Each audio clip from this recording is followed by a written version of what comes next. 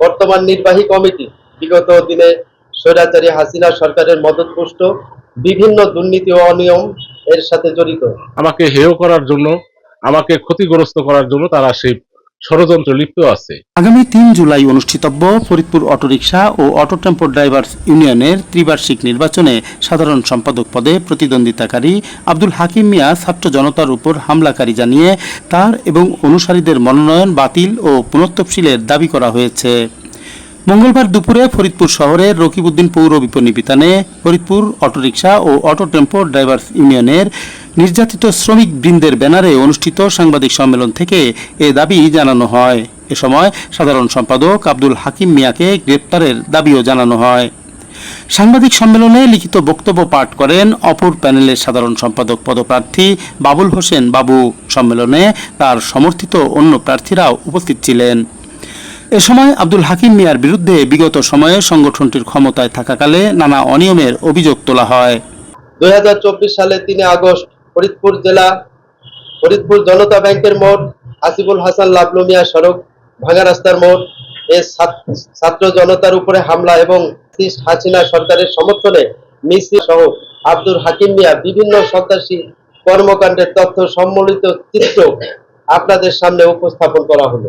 আব্দুল হাকিম মিয়া সহযোগী ছিল auto tempo মালিক সমিতির সাধারণ সম্পাদক কানাইপুর আবুল কালাম আজাদ, অটো টেম্পো শ্রমিক ইউনিয়নের কোষাধ্যক্ষ ওয়াল্লেসপাড়া লিয়াকত আলী বাবু, অটো টেম্পো ড্রাইভার্স ইউনিয়নের কানাইপুরের মোহাম্মদ আনোয়ার মোল্লা আনো, বর্তমান কমিটির সাধারণ সম্পাদক মোহাম্মদ আব্দুল হাকিম মিয়া, ফরিদপুর জেলা শ্রমিক লীগের চলমান কমিটি যুগ্ম সাধারণ সম্পাদক ও বর্তমান কমিটির কোষাধ্যক্ষ মোহাম্মদ লিয়াকত আলী বাবু, ফরিদপুর জেলা শ্রমিক লীগ ও স্বৈরাচারী হাসিনা সরকারের দোসর।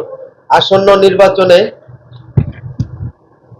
সরকারকৃত নিষিদ্ধ ঘোষিত সংগঠনের সাথে জড়িত ব্যক্তিকে নির্বাচনের অযোগ্য ঘোষণার দাবি করছে। নিয়ম বহির্ভূতভাবে আর্থিক লেনদেনের সাথে জড়িত থাকা, বিগত দিনে নীল নকশার মাধ্যমে নির্বাচন পরিচালনা করার সহ সকল দুর্নীতির বিচার দাবি করছে।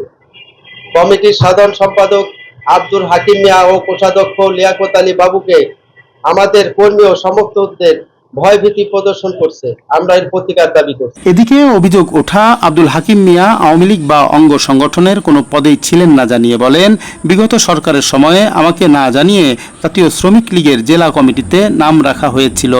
এটা জানার পর পদত্যাগপত্র প্রদান করি। তিনি বলেন, আমার প্রতিদ্বন্দ্বী প্রার্থী আমাকে হেয় প্রতিপন্ন করতেই এমন অপপ্রচার চালাচ্ছেন। পেশার সাথে আমি সম্পূর্ণভাবে জড়িত। আমি কোনো রাজনৈতিক কোনো দলের সাথে আমি সম্পৃক্ত না।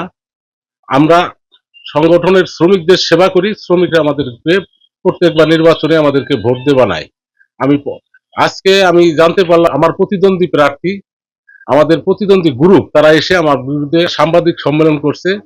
তাদের যাতে আমি নির্বাচনে আমি দাঁড়াইতে না পারি ভয়ভীতি দেখানো হচ্ছে।